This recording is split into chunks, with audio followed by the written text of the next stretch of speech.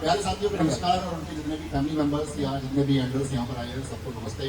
और आप लोगों ने बहुत अच्छा किया है, क्योंकि दरअसल में जब हम साइंस के स्टूडेंट होते हैं तो साइंस के स्टूडेंट के पास में या तो आपके पास पीसीएम होता है या पीसीबी होता है।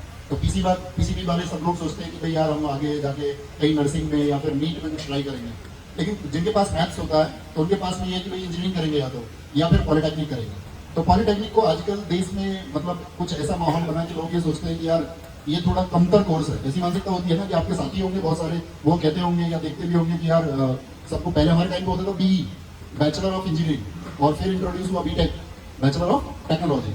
तो पॉलिटेक्निक को मतलब ऐसा माहौल मिला कि यार ये थोड़ा कमतर कोर्स है, लेकिन हकीकत ये है कि इस देश में बहुत सारे लोग, मतलब आप अगर ग्राउंड हिस्ट्री पढ़ोगे, ए राजा टेलीकॉम मिनिस्टर रहे हमारे देश के, तो उन्होंने सिर्फ पॉलिटेक्निक की पढ़ाई की। बहुत सारे देश में पॉलिटिशियन है, वरुण गांधी जैसे लोग, सिर्फ चौटाला जैसे लोग, सिर्फ पॉलिटिशियन। उन लोगों ने क्या किया कि पॉलिटेक्निक की पढ़ाई की, सिर्फ पॉलिटेक्निक की पढ़ाई की। राजस्थान कैलाश कटारिया सबसे बड़े इंडस्ट्रियलिस्ट है वहाँ पे, तो सिर्फ पॉलिटेक्निक की पढ़ाई की। और ना जाने मतलब सैकड़ों ऐसे नाम हैं कि जिन्होंने सिर्फ पॉलिटेक्निक की पढ़ाई करके और इस नेशन को सर्व किया। क्योंकि आप सब साइंस के स्टूडेंट है ना, एक बार हाथ उठा के बताइए कि जिन लोगों ने मैथ्स या फिर साइंस को पढ़ा होगा, तो मैक्सिमम ने पढ़ा होगा।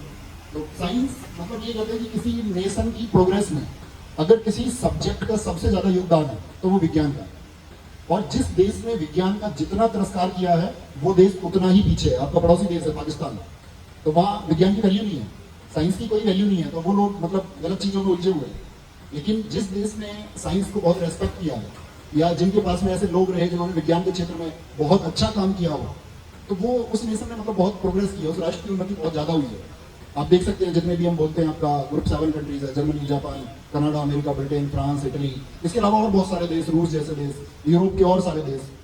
इवन आप देखोगे कि हमारे यहाँ भी सम्मान के पात्र कौन लोग हो, ज्यादा सम्मान के पात्र मेरे हिसाब से आर्यभट्ट, आप सब लोग जानते होंगे, क्योंकि उनका फील्ड क्या है, उनका फील्ड है मैथ्स का, साइंस का। वराहमिहिर है, भास्कराचार्य है, ब्रह्मगुप्त है, तो इन सब लोगों ने मतलब विज्ञान में विशेष काम किया। और जब हम साइंस को रेस्पेक्ट करते हैं तो साइंस सिर्फ नेशन की प्रोग्रेस नहीं करता, विज्ञान अंधविश्वासों को, जितने भी कुरीति फैलाने वाले कार्य हैं हमारे देश में, वो दूर होते हैं। जैसे एडिसन ने बल्ब बनाया, तो पहले लोग सोचते थे कि यार नहीं, रात को झाड़ू नहीं लगानी चाहिए, ये होता है ना सब जगह, तो रात को झाड़ू नहीं लगानी चाहिए कि कहीं कोई कीमती चीज ऐसा ना हो कि अंधेरे में बाहर ना चली जाए। लेकिन जब एडिसन ने बल्ब बना दिया तो आपको रात को भी दिखता है कि कहीं ऐसा तो नहीं है कान का कोई, नाक का कोई दाना या कोई कीमती चीज अब नाली में ना चली जाए। तो विज्ञान ने अंधविश्वास भी बहुत सारे दूर किए हैं। तो मैंने बताया एक तो देश की तरक्की, एक जब आप विज्ञान के छात्र होते हैं तो आप अंधविश्वासों को दूर करते हैं। जब आप विज्ञान को समझते हैं तो मतलब आपके सारा धीरे धीरे आप जैसे स्टूडेंट रहेंगे, आप आगे जाके अपनी स्टडी करोगे, आप पढ़ोगे, सीखोगे, तो आप ये जानोगे कि बहुत सारे ऐसी चीजें हम लोगों के मस्तिष्क में एक मिथक के तौर पर बैठा दी गई हैं जिनका सच से कोई वास्ता नहीं है, और उसको विज्ञान का एक छात्र ही समझ सकता है। यानी आपके हिस्से में उस समाज को भी दिशा दिखाने का, अगर हम वही कि एक जिम्मेदारी भरा हुआ काम आपके हिस्से में आएगा, और हम यही उम्मीद करेंगे कि आप उसका निर्णय अच्छे से करोगे, बहुत अच्छे से पढ़ोगे, इस देश को बहुत अच्छे इंजीनियर्स मिलेंगे, या आप जिस किसी भी कोर्स में जाओगे वहां पर आप इतना अच्छा अध्ययन करोगे कि स्कॉलर्स यानी कि विद्वान लोग इस देश को मिलेंगे।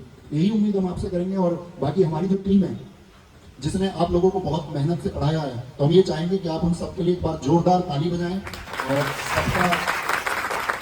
सबका बहुत स्वागत करें। साथ में जिनके भी पेरेंट्स या जिनके साथ में उनके घर के बड़े लोग आए हैं तो एक बार ताली उनके लिए भी बजाएं, क्योंकि वो आपके साथ इसीलिए आते हैं क्योंकि कहते हैं कि माता पिता ये चाहते हैं कि यार भविष्य में हमारे बच्चे का जो आने वाला पाथ है, जो उसका जीवन है, वो उज्जवल हो। तो ये आपकी भी जिम्मेदारी बनती है कि आप अपने मदर, फादर या फैमिली मेंबर्स जिन्होंने भी आपकी परवरिश की हो, क्योंकि बहुत सारे लोगों में ऐसा भी होता है कि ऐसा नहीं है सबके पास मदर फादर हो, इन्हीं के मदर नहीं होती है, जिनके फादर नहीं होते हैं, किसी और को कोई और नरिश करता है उसकी लाइफ में, किसकी वजह से बढ़ पाते हैं, तो वो बहन हो, भाई हो, बड़े आपके, छोटे हो, अंकल हो, तो ये आपकी भी रिस्पॉन्सिबिलिटी बनती है कि जो आपकी आगे की पढ़ाई होगी, क्योंकि इस एज में, क्योंकि अभी आप जस्ट मतलब टीन एज को पार कर रहे हो, टीन एज को समझते हो ना, वो सभी लेटर्स जिनमें टीन लगता है, 13 to 19, तो 19 साल के आसपास उम्र होगी तुम सबकी, या 20 होगी।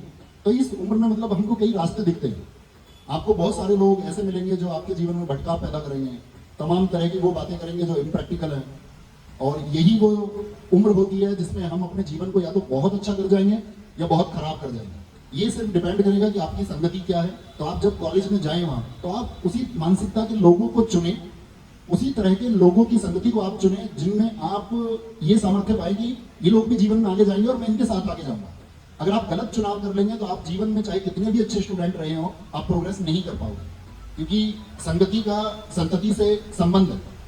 यानी आपके जीवन की प्रोग्रेस में सिर्फ आपके अच्छे स्टूडेंट होने का महत्व नहीं है, इसके साथ साथ में आपकी संगति कैसी है, आप कितने अच्छे रिसर्चर हैं। तो बहुत मेहनत करना, बहुत तरक्की करना, यही उम्मीद करेंगे। थैंक यू, नमस्ते, जय हिंद।